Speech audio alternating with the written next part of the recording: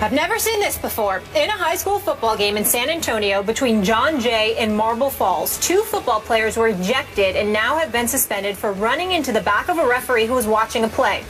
The ref's head snapped back when he was leveled from behind. Then the other player dove on top of him. Even before the incident, 2 players were ejected on separate plays. The district would hear from game officials, coaches, and students during an upcoming due process hearing. Marble Falls coach Matt Green said Jay's coach, Gary Gutierrez, apologized after the game. I've coached 14 years and I've never seen anything like it, Green said. The referee was very upset and wanting to press charges. Kate, what is your reaction to this high school targeting refs? I've never seen anything like that, just like you said. I've never seen anything like it.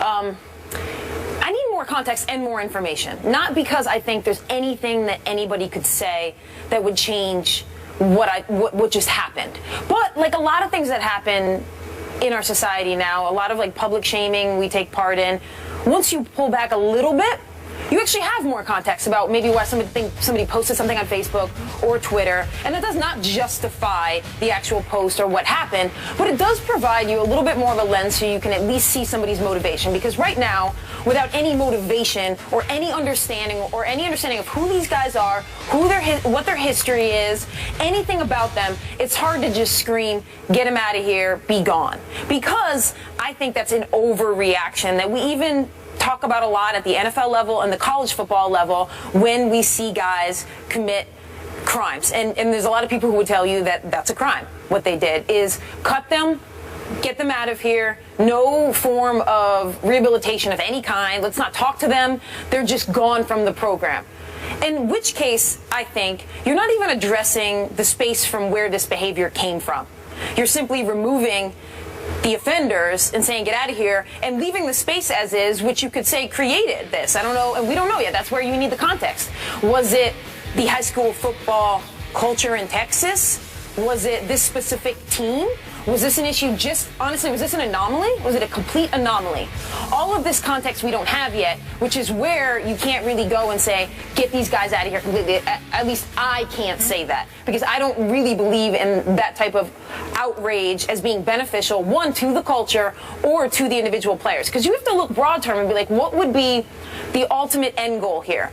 One, I would love if 10 years down the line, these players understood a better way to react to things and to resolve situations, rather than just cutting them loose and not learning that at all. And 2, whatever culture and space helped create that behavior has also been changed in some small way. So you and I agree on this except for one area, except for one caveat. First of all, the important part of agreeing right now is that this looks horrendous and we need to know more. As a lawyer, as someone who's been in the media, not just on the sports side, but in the news side, where I've seen things that appear criminal end up being criminal, but yet we know so little about, are overreacted to. And that has a real cost, because the public decides on a conclusion without any information but what they initially see. And nothing has a worse track record. Nobody is worse at predicting than initial reaction.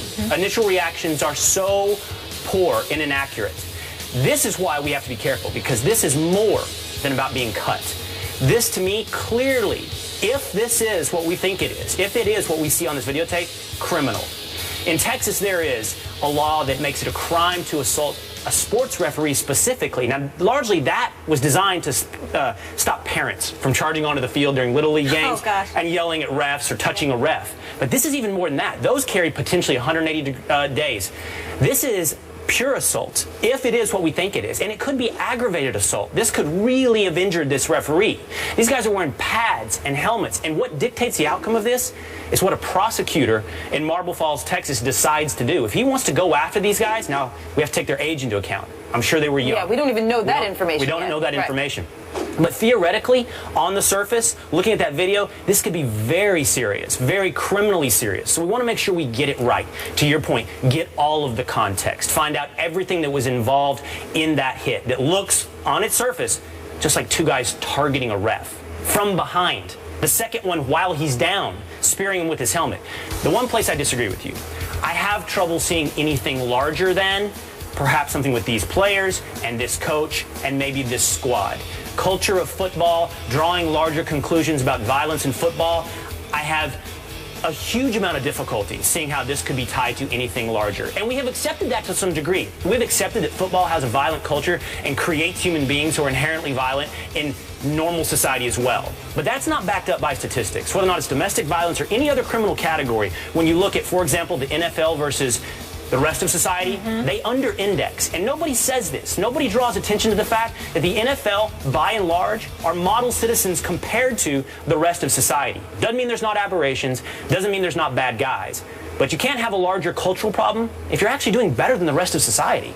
Yeah, but I completely stated beforehand that it's about the information in the context. Absolutely. And we agree on that. So, it's not, if you told me this is an anomaly and we get all of the information and somehow these two guys, independently of anything else, or even decided to do this, or even at the encouragement of their coach, it doesn't indict football at a larger degree, even if their coach said, go do this. Right. And I didn't say let's talk about national NFL issues.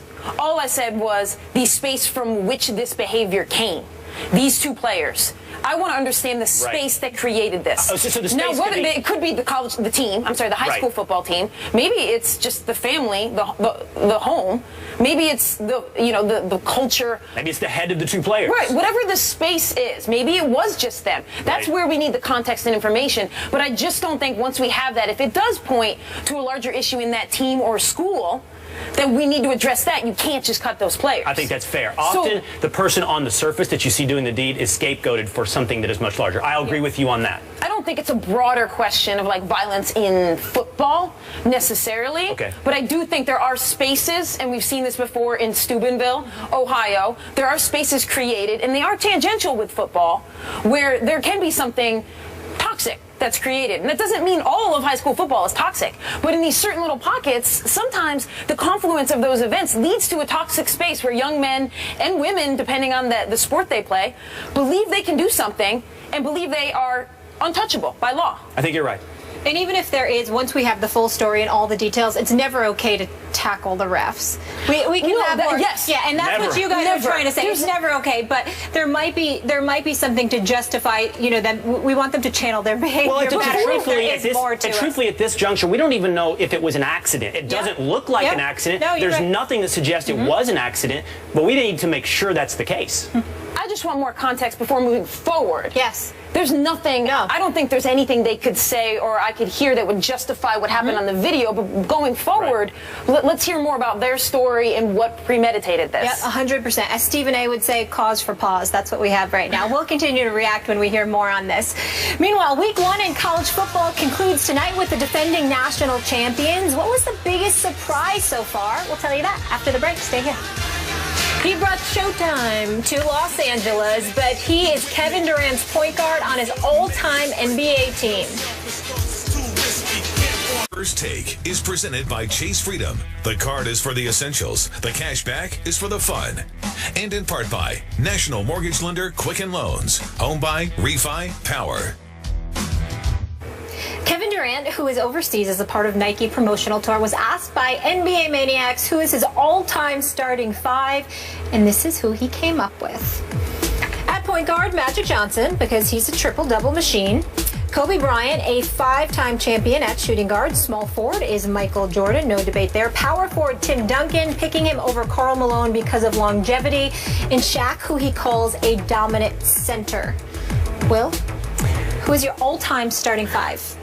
Humbly disagreeing with Kevin Durant. Here's my starting 5. Okay. Magic, the same as KD, running the point. Jordan at 2. LeBron at 3. Tim Duncan at 4. And then a guy I think history is underrating as we go forward, Kareem at 5. Yeah. I mean, Kareem deserves way more credit than history has carried forward for him. Will Kane and I unilaterally agree on something. No! Hey! Same exact starting 5. Same exact starting 5. And it's funny you pointed out the Kareem thing, because that's exactly what I was going to say, is I almost immediately was going to put in Shaq, and then I was like, wait a second. How are we, as we move farther away from his career, doing the opposite of what we usually do, which is just like rosy-colored glasses and glorifying? So starting 5 exactly the same as Mr. Kane's. All right, let's take it a step further, though. KD said he had to take Kobe over Bird, but you guys both went LeBron. Why? I just think LeBron is perhaps history's greatest all-around player, from defense to scoring to assists to rebounds.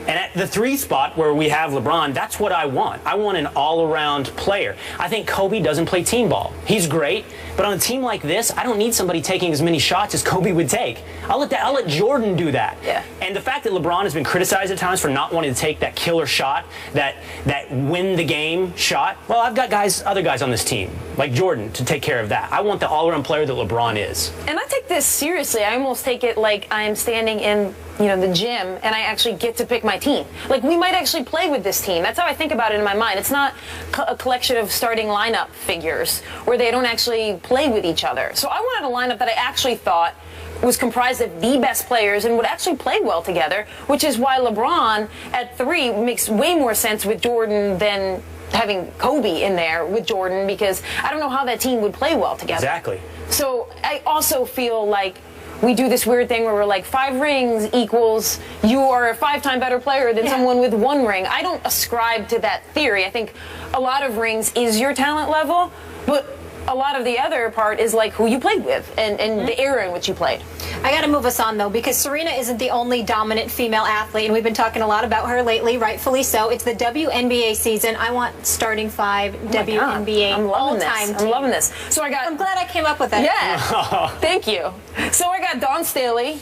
I got Diana Taurasi, Maya Moore. I got Cheryl Swoops and Lauren Jackson. I could explain them all here, but Swoops changed the game. Taurasi's like the magic of the women's game. Yep. Maya Moore, I'm rocking her kicks right now, so I had to put her on. They're sweet. Dawn Staley, 1996. I ask for your approval on this, Kate. I've got Diana Taurasi running the point. That's right. Cynthia Cooper, Tamika Catchings, Cheryl Swoops, and then how do you leave Lisa Leslie off? I just like Lauren Jackson better than Lisa Leslie. How do you leave Lisa That's Leslie just off? a personal thing. I like Lauren Jackson's game, so. But my team's okay? Your team's all right, as long as you got Taurasi running the point and you think it's a point forward situation, because otherwise you got no bunch of threes. You got no Sue Bird on there. No Sue Bird. That was my backup. Do you guys know that Taurasi actually isn't playing in the WNBA this season? She's resting for Russia, who plays her 10 times more than the WNBA. Yeah. Just be a topic some other time. Thank you guys so much for hanging with us here on First Take. Will, Kate, fun as always. Great to have you guys. We'll be back tomorrow, same time, same place. And Skip and Stephen A will be with us. Enjoy your Labor Day.